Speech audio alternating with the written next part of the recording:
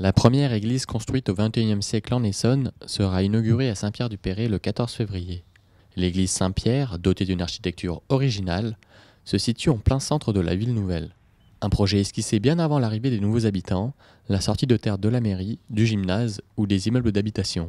Le projet de l'église Saint-Pierre est né il y a une quinzaine d'années, quand nous avons pris conscience de ce qui se passait dans ce qu'on appelait à ce moment-là Sénart, c'est-à-dire une arrivée massive de population autour d'un carré où il y avait aussi une arrivée massive de travail. Il n'y avait pas d'église ici, dans le vieux village de Saint-Pierre-du-Perret depuis 2 siècles, parce qu'elle avait été détruite.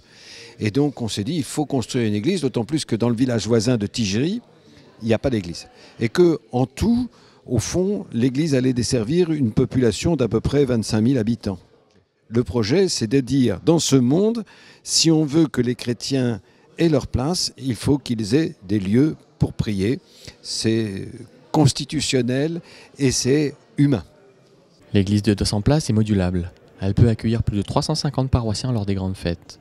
L'intérieur, sobre, et orné d'objets liturgiques, dont de particuliers ou de congrégations. Donc nous avons eu la chance d'avoir des vitraux d'Henri Guérin, ce grand verrier qui est décédé, et nous avons pu remettre ces vitraux soit dans la chapelle Saint-Jean-Eudes où nous sommes, soit dans le chœur. J'ai voulu que dans cette église, on sorte, je dirais, de l'ordinaire pour dire la banlieue existe et la banlieue elle a le droit du beau.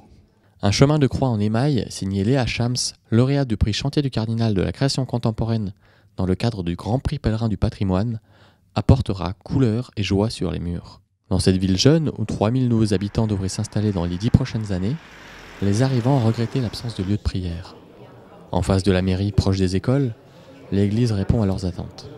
Nous sommes très heureux de l'arrivée de ce bâtiment, qui est aussi une œuvre d'art quelque part qui va s'installer sur la commune.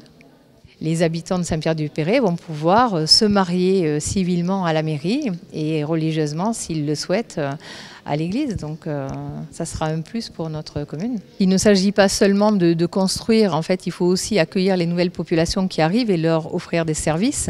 Le risque effectivement d'une ville nouvelle avec une croissance très rapide, c'est que ça ne soit qu'un habitat et qu'il n'y ait pas de vie.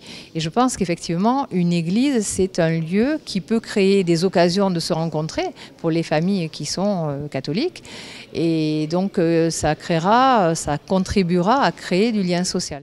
Avec la création de la nouvelle paroisse, les catholiques de Saint-Pierre-du-Perret n'auront plus à aller jusqu'à Saint-Germain-les-Corbeilles, à 7 km à vol d'oiseau, pour assister à la messe. 15 groupes de catéchisme se réunissent déjà dans les locaux de l'église Saint-Pierre. L'aventure commence.